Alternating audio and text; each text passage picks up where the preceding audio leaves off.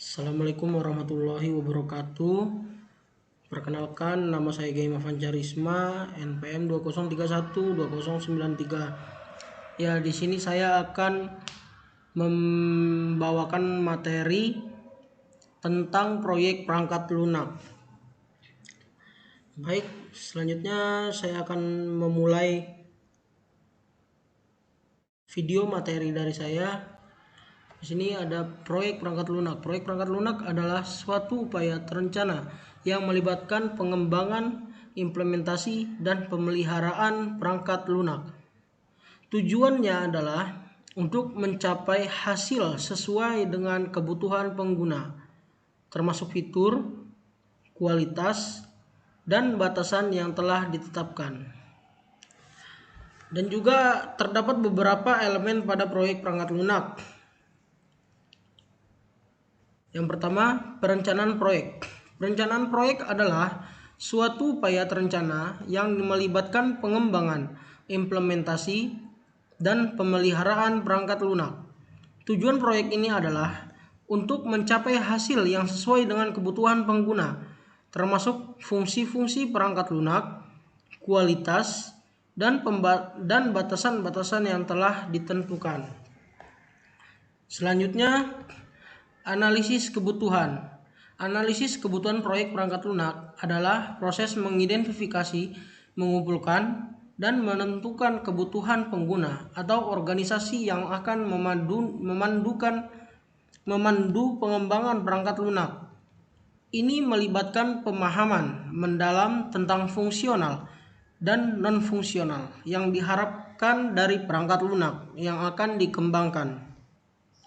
Selanjutnya, pengembangan perangkat lunak. Pengembangan perangkat lunak dalam konteks proyek perangkat lunak mencakup semua kegiatan mulai dari perancangan, penulisan kode, pengujian, hingga implementasi dan peluncuran perangkat lunak tersebut.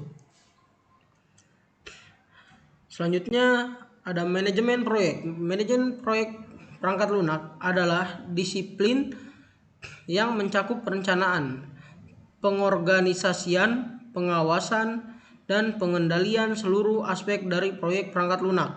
Ini mencakup manajemen risiko, sumber daya, dan pelaporan kemajuan kepada pemangku kepentingan. Selanjutnya ada implementasi dan penyebaran. Implementasi dan penyebaran proyek perangkat lunak adalah tahap di mana perangkat lunak yang telah dikembangkan diperkenalkan ke lingkungan produksi atau pengguna akhir. Ini melibatkan instalasi, konfigurasi, dan peluncuran resmi perangkat lunak. Selanjutnya ada pemeliharaan dan peningkatan. Pemeliharaan dan peningkatan proyek perangkat lunak adalah upaya untuk memastikan bahwa perangkat lunak tetap berfungsi dengan baik setelah peluncuran awal. Ini melibatkan perbaikan bug, peningkatan fitur, dan penyesuaian dengan perubahan kebutuhan pengguna. Baik, selanjutnya ada dokumentasi. Dokumentasi proyek perangkat lunak mencakup pembuatan catatan dan dokumentasi yang rinci tentang setiap fase proyek.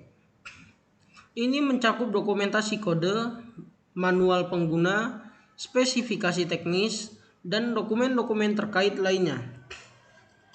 Baik, selanjutnya ada estimasi. Estimasi proyek perangkat lunak melibatkan penaksiran jumlah waktu, biaya, dan sumber daya yang diperlukan untuk menyelesaikan proyek. Ini membantu dalam perencanaan proyek dan mengelola harapan para pemangku kepentingan.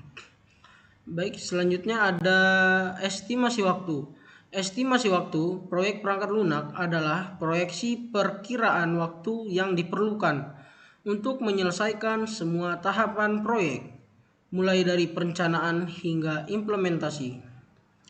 Baik, selanjutnya ada estimasi biaya. Estimasi biaya proyek perangkat lunak melibatkan perhitungan perkiraan biaya yang diperlukan untuk melakukan seluruh proyek, termasuk biaya pengembangan, pengujian, dan pemeliharaan. Baik, selanjutnya ada estimasi sumber daya. Estimasi sumber daya proyek perangkat lunak melibatkan penentuan jumlah dan jenis sumber daya yang diperlukan, seperti manusia, perangkat keras, dan perangkat lunak untuk menyelesaikan proyek.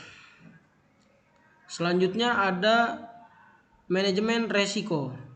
Manajemen resiko proyek perangkat lunak melibatkan identifikasi, analisis, dan pengelolaan potensi resiko yang dapat mempengaruhi kelangsungan dan kesuksesan proyek perangkat lunak. Baik, selanjutnya ada penggunaan metode estimasi yang tepat. Penggunaan metode estimasi yang tepat dalam proyek perangkat lunak melibatkan pemilihan metode atau teknik yang paling sesuai untuk memperkirakan waktu, biaya, dan sumber daya yang dibutuhkan untuk proyek tersebut. Dan adapun metode ini dapat mencakup metode-metode seperti PERT, COCOMO, atau metode berbasis agil. Baik, mungkin sampai di sini materi yang saya berikan. Apabila ada salah kata dan salah apapun dalam video yang saya buat, tolong dimaafkan. Saya akhiri. Wassalamualaikum warahmatullahi wabarakatuh.